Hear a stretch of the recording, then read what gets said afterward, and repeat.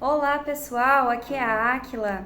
Estou fazendo esse vídeo para ajudar vocês com o peticionamento eletrônico de cumprimento de sentença e execução no Tribunal de Justiça de São Paulo, tá? Eu fiz esse vídeo porque muitos colegas que estão começando a carreira e também alguns estagiários têm dúvida na hora de peticionar, sem saber se ele vai cadastrar com uma petição inicial ou como uma petição intermediária. Antes de mostrar para vocês na prática, é importante vocês entenderem que quando nós falamos em execução, primeiro nós devemos nos lembrar que existem dois tipos de títulos executivos. Nós temos o título executivo judicial, que é uma sentença ou uma decisão interlocutória, e nós temos também um título executivo extrajudicial, que é aquele formado fora do âmbito do judiciário, né?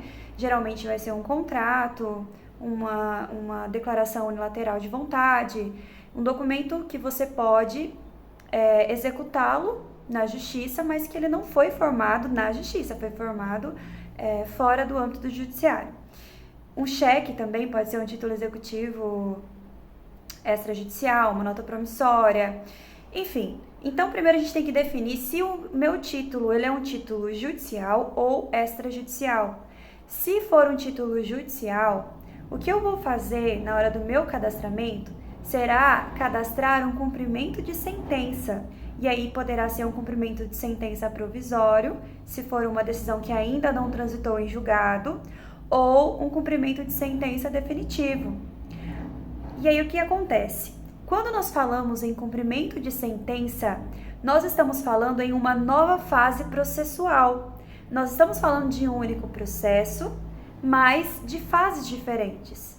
Então, quando eu vou cadastrar um cumprimento de sentença, eu preciso cadastrá-lo como uma petição intermediária. Vai gerar um novo número de acesso àquele processo, aquele cumprimento de sentença, mas justamente por ele caracterizar como uma nova fase daquele processo, eu cadastro ele como uma petição intermediária e não como uma petição inicial. Já a execução é um processo autônomo. A execução de títulos extrajudiciais são processos autônomos. E aí, portanto, eu faço o seu cadastramento como uma petição inicial. Vamos ver na prática como isso funciona? Eu já estou aqui no portal ESAGE, que é o portal de peticionamento eletrônico. No outro vídeo de peticionamento eu expliquei para vocês como faz para acessar e também expliquei várias opções de serviços que nós temos aqui. Mas é interessante vocês observarem que quando vocês fazem o login como advogados, aparece esse painel aqui para vocês com várias informações importantes para o dia a dia, audiências, manifestações pendentes. E aí lá em cima no canto direito, no canto superior esquerdo, nós temos a opção de peticionamento de primeiro grau, e aí nós vamos selecionar se será uma petição inicial ou intermediária. Então, aqui eu já preciso definir se será um cumprimento de sentença ou se será uma execução, tá? Então, vamos começar pelo cumprimento de sentença, que, portanto, é uma petição intermediária de primeiro grau. Quando eu vou peticionar o cumprimento de sentença, eu preciso já ter o número do processo principal, que é o processo de conhecimento, e aqui eu informo o número deste processo. Mas isso serve para qualquer peticionamento intermediário, tá? Então, vamos supor que o réu foi citado para apresentar contestação. Então, eu venho aqui, informo o número do processo e já seleciono a opção de contestação. Lembrando que ele pode apresentar reconvenção junto com a contestação, como um tópico ali dentro da contestação. Isso foi uma novidade, né, com o CPC de 2015. Mas se o réu não quiser, ele não precisa contestar e ele pode apresentar somente a reconvenção no prazo para contestação, tá? Mas, no nosso caso aqui, nós estamos fazendo um cumprimento de sentença, então eu vou selecionar aqui cumprimento de sentença. Mas observem uma coisa.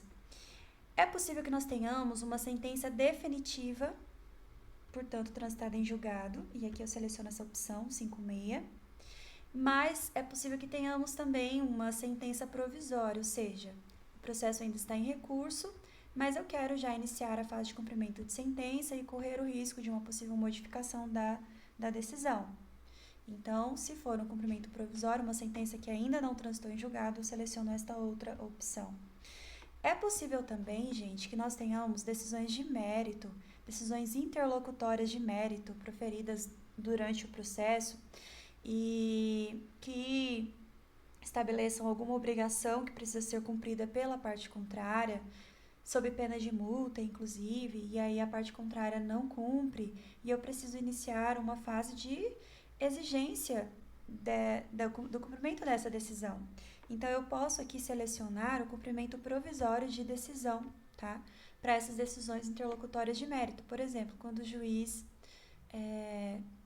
acolhe um pedido de tutela de urgência e a outra parte não cumpre com a obrigação e eu preciso fazer com que ela cumpra. Então, eu faço esse peticionamento intermediário para criar aí essa fase de cumprimento de decisão, que aí seria, portanto, um cumprimento provisório. E aqui nós temos também uma opção específica para cumprimento de prestação alimentícia. Então, se for uma decisão interlocutória que fixou os alimentos provisórios, ou se for uma sentença definitiva, né, que fixou os alimentos definitivos, eu posso selecionar essa opção específica aqui de alimentos, tá? No nosso caso, é um cumprimento de sentença definitivo, então eu vou selecionar essa primeira opção aqui, cumprimento de sentença. Aqui na categoria já aparece automaticamente a execução de sentença, então, embora o nome seja execução, sentença não confundam com o processo de execução autônomo, tá? Que eu expliquei para vocês. Aqui você seleciona se há pedido de justiça gratuita ou se você vai fazer recolhimento de custas, tá? E aqui embaixo já aparece para vocês quais são as partes do processo, por quê? Como eu disse, o cumprimento de sentença ele só inicia uma nova fase, então já tem o cadastramento da classificação do processo aqui e já tem também o cadastramento das partes. E aí você precisa incluir quem é o seu cliente, né? No caso aqui é o polo ativo, estou iniciando o cumprimento de sentença pelo polo ativo, então eu vou representar e incluir nesta petição. Agora, olha só a pegadinha, né? Aqui no polo passivo, você precisa também selecionar, por quê? Se você não seleciona, o seu cumprimento de sentença vai ficar sem polo passivo. Então, você precisa incluir todas as partes de todos os polos. E aqui, se você clica em incluir no polo contrário, ele vai entrar como exequente, ele não vai entrar como polo passivo. Então, você precisa clicar onde? Em representar e incluir também nesta petição. Muito embora não seja o seu cliente, você seleciona esta opção que aí ele vai direto ali no polo passivo, tá? Aqui nós vamos selecionar os nossos arquivos, então vou selecionar aqui a petição inicial e aqui nós selecionamos quais são os documentos que acompanharão esta petição inicial do cumprimento de sentença. Depois você vai nomear todos os arquivos aqui, né? E vai clicar em protocolar e ele vai pedir a sua senha. Olha só, eu vou agora mostrar para vocês o peticionamento de execução, tá? E vejam, eu vou simplesmente clicar aqui e sair da tela, mas essa petição que eu estou cadastrando, ela fica salva lá nas minhas petições em cadastramento. Inclusive aqui em cima aparece a informação, né, de que a minha petição foi salva e que ela está lá em cadastramento. E aqui eu posso salvar para protocolar, para continuar, para determinar depois a classificação dela lá na pesquisa de petições em cadastramento. Mas vamos lá, eu vou aqui agora em peticionamento inicial de primeiro grau para mostrar para vocês o peticionamento da execução. Como a execução autônoma é um processo autônomo, nós precisamos cadastrar aqui todas as informações desse processo, tá? Então, nós vamos colocar aqui qual é o foro, que é a comarca onde você vai ajuizar, né, o seu processo. Aí você vai selecionar a competência, ou seja, qual é a matéria do seu processo de execução. Aqui eu vou colocar com uma execução no juizado especial cível, tá? E aí, portanto, sendo uma execução no juizado especial cível, aqui em despesas processuais não haverá recolhimento, porque existe a dispensa legal. Agora, se você selecionar aqui uma execução cível, por exemplo, de um título extrajudicial que foge da competência do juizado e vai para a competência cível comum, aí você precisa indicar aqui se você vai recolher as custas,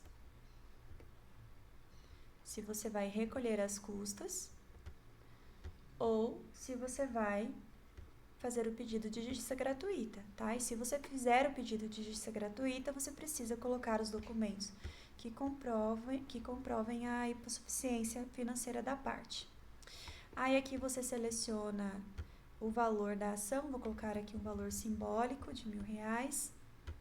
Aqui na classe, você vai fazer o quê? Você vai colocar o nome execução.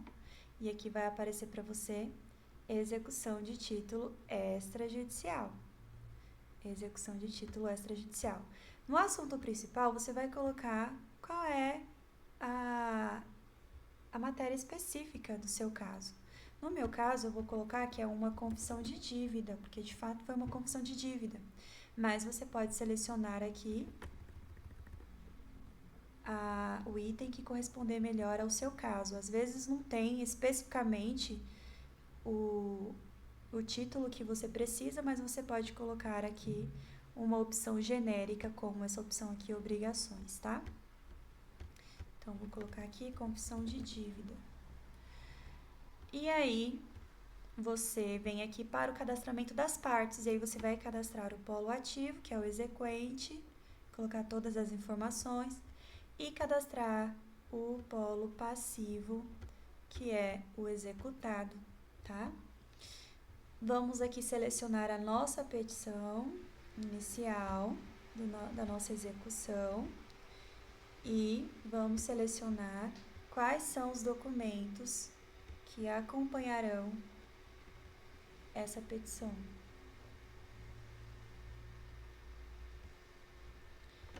Olha só, gente, é importante vocês colocarem primeiro todas essas informações aqui do cadastramento e só depois virem aqui inserir os documentos. Por quê?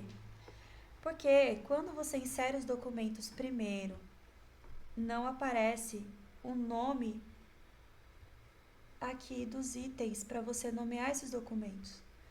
Vão aparecer somente procuração, documento 1, documento 2, documento 3. Agora, quando você faz o cadastramento primeiro, colocando todas as informações do processo, aqui aparece para vocês nomes específicos como RG e CPF, comprovante de residência, acordo, planilha de débitos judiciais. E aí, os juízes prezam que o advogado nomeie corretamente todos os documentos para que fique mais fácil a identificação dentro do processo. Então, aqui eu posso colocar procuração, já vai aparecer aqui. A internet está horrível, né? Como vocês estão vendo. Aqui eu posso colocar comprovante de residência. Antigamente não aparecia todos esses nomes específicos, mas eles fizeram uma atualização no sistema e agora aparece bastante opções. E quando não tiver opção específica, você vai colocar lá como documento 1, documento pessoal, tá? E aí, depois que você cadastrar tudo bonitinho, eu não vou terminar aqui porque a internet não tá ajudando, né? Você vai clicar em protocolar e aí vai sair lá o documento, o recibo do protocolo que você fez. E você também receberá no seu e-mail uma notificação com este recibo do protocolo. Para concluir, eu vou mostrar para vocês como que fica esse cadastramento. Olha só, aqui nós temos um processo de 2015, que foi um processo de reconhecimento de dissolução de união estável. Dentro desse processo foi fixada a pensão alimentícia e aí eu precisei entrar com um cumprimento de sentença justamente para cobrar essa pensão alimentícia que não foi paga. E olha só que detalhe importante, aqui não importa se foi outro advogado e se quem vai peticionar o cumprimento de sentença não é aquele mesmo advogado, tá? Não tem problema nenhum. O cumprimento de sentença, ele gera um novo número. Então, se você clicar aqui no número do processo principal, você não consegue ver o cumprimento de sentença. Você precisa colocar o número específico do cumprimento de sentença, tá? E ele aparece aqui como se fosse um incidente, portanto, daquele processo principal. Já o processo de execução, ele aparece aqui como um processo autônomo, com seu número específico, execução de título extrajudicial, nesse caso aqui é um contrato de locação, que precisou ser executado, e ele aparece assim, de forma autônoma. E aí, gostaram do vídeo? Eu espero que sim. E olha só, às vezes a gente vai trabalhando na prática e vão surgindo algumas dúvidas. Então, se nesse caso específico que você está trabalhando, você ficou com dúvida na hora do cadastramento, deixa sua dúvida aqui nos comentários e aí a gente faz um novo vídeo para explicar. E não se esqueça de se inscrever no canal, porque aí você vai receber as notificações dos próximos vídeos, tá? E se você gostou desse vídeo, deixe seu like. Muito obrigada a todos!